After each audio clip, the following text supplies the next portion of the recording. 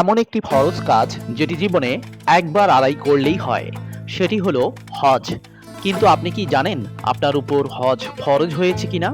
7টি শর্ত পূরণ হলে আপনার উপর হজ ফরজ হবে।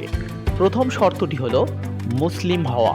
আপনাকে অবশ্যই মুসলমান হতে হবে। অমুসলিমদের জন্য হজ করা ফরজ নয়। দ্বিতীয় শর্ত হলো আপনাকে প্রাপ্তবয়স্ক হতে হবে। এটি বাংলাদেশি আইনে নয়, ইসলামে বয়ঃসন্ধি শুরু হলেই তাকে প্রাপ্তবয়স্ক ধরা হয়। তৃতীয় শর্ত হলো সুস্থ মস্তিষ্ক থাকা। চতুর্থ শর্ত হলো শারীরিক সক্ষমতা থাকা। পঞ্চম শর্ত হলো আর্থিক সামর্থ্য থাকা। ষষ্ঠ শর্ত হলো নিরাপদ পথ ও নিরাপত্তা থাকা। সপ্তম শর্ত হলো নারীদের জন্য মাহরাম থাকা। যদিও এটা নিয়ে মতভেদ রয়েছে।